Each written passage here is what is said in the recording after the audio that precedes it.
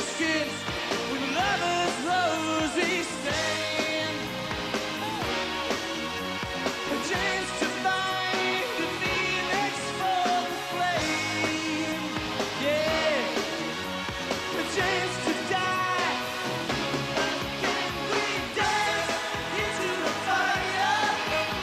That fatal kiss is all we need. Dance into the fire. To fatal sounds of broken dreams. Dance into the fire. That fatal kiss is all we need. Dance into the fire.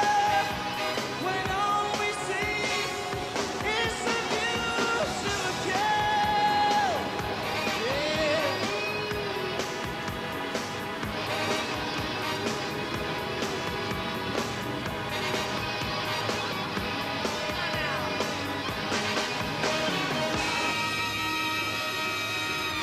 It's one of the most organic cities in the world. It's all brown and green. It's very, very warm. You know, orange, that's the first thing I think of when I think of Rome. I think of orange and brown and earth tones. And that with all the green, this incredible amount of green. Must be one of the most ideal climates in the world. It really does, the buildings here really look as though they're of the earth. They look as though they've just grown. They don't look as though anybody built them with bricks and mortar. They just look as though they grew out of the earth. And they'll probably just go back to the earth and be replaced by something else. You know? It'll just be a constantly evolving process. Ma poi c'è dei esordi, eh?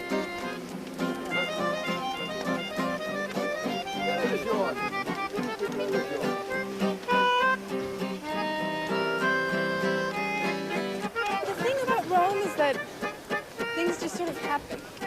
There's a certain kind of knowing how to live, of knowing how to take time, of not really worrying so much about time, worrying whether you're exercising or not exercising. It's just, I don't know. I guess that's why I like Rome. It's beautiful, too. Right, that's over there. That's this is where they used to have the chariot races. Just this strip of land here. That's where they started, and they ran the length of this green oval track, and then they came back. It's very Charlton Heston. It's like a massive entertainment complex. That's what Rome is. And it's so extreme. It's the city of so many extremes. How to save it well. Maybe, maybe you can take it and eat it until your life's supply.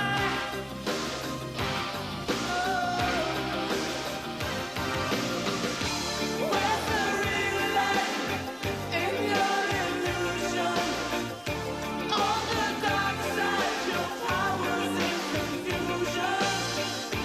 Do the dance, do the demolition, and lose the chance to hear when It's always very claustrophobic when we're here. I mean, I've been here to do promotion many times. I've been here about half a dozen times. But this is the most I've ever seen of it, actually.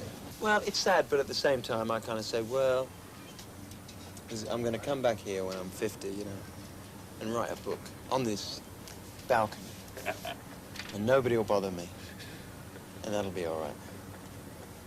You know, what I like about a lot of buildings in Rome, and something they accept here, is that things can be kind of patchy looking. It's the only place in the world, right, where damp patches is a part of the decor. Everywhere else, people try and cover them up, but they're totally accepted here. That's just Roman. I think traffic's part of Rome, though, isn't it? I mean, it's like it's the Italian job, that whole syndrome, traffic jams. This city, Paris and Tokyo, have got to be the three biggest traffic jams in the whole world. Buongiorno. Che cosa fai? We felt it was really necessary to go out and play those songs. I mean, they were really built for a live show as well. And I think it'll be the time when people start to see this show and they'll realize what we're about again.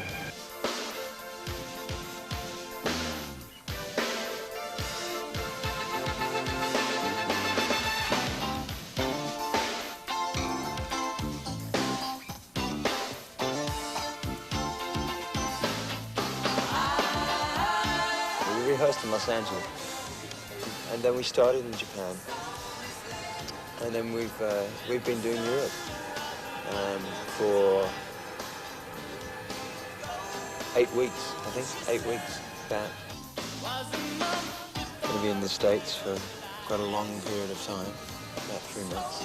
Next year, I think we might do Poland and Russia, maybe. I don't know whether we can afford the luxury of it, but I'd like to. And we'd like to do South America as well. Don't wanna feel the crack. We set up the tour ourselves, obviously, with a lot of help from great people, but we're finding this a good way to work. This way, we have to understand what's going on with everything. We have to know a lot of things, and we have to be a lot more responsible, which has worked very well for the three of us. It's brought us a lot closer together.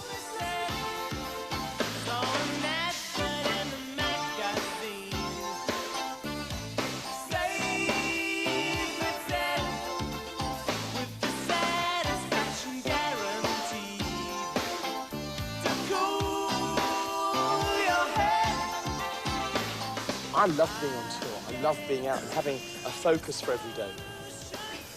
A physical and a mental focus, which is such a discipline that it leaves your mind free to kind of start looking around and assessing what you're surrounded by.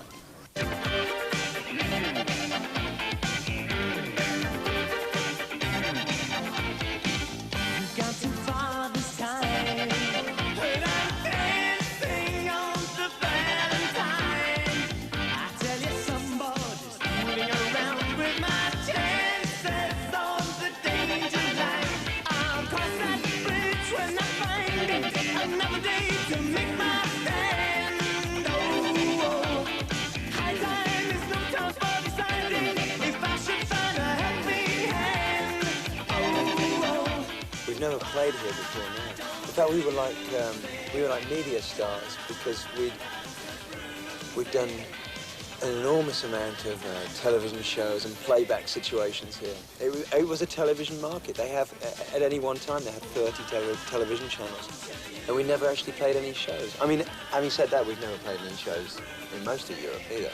Any theatres, we'd always played nightclubs. You know, the last time we toured Europe was 1982. We crossed Italy from south to north in large and deep.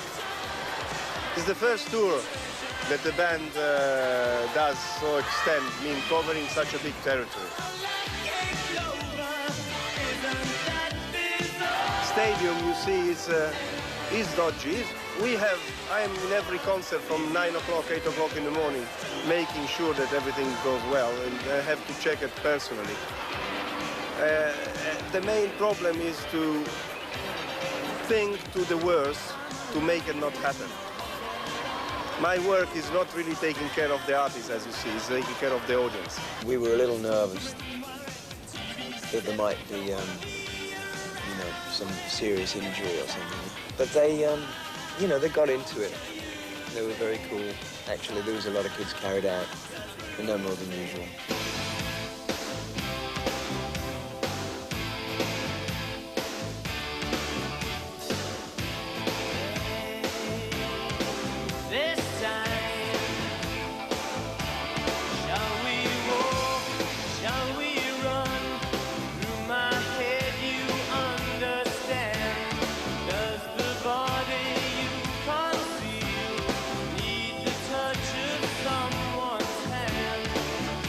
I never thought that they were such nice guys. I thought that they were superstars, but they are very good people to work with, and they've been very cooperative, and their problem is exactly my problem. Make sure that nobody gets hurt, make sure that we can open the door as early as possible, make sure that all the people can sit comfortably. And this is what we've done.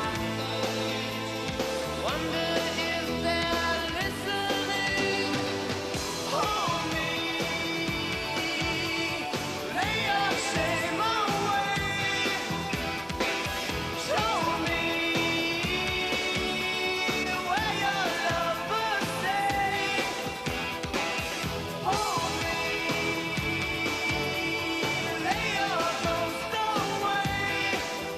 If you listen to that audience, there's a roar which comes up off them. Well, that's Italian passion for you. They are a wonderful audience to play in front of. The American audience have got an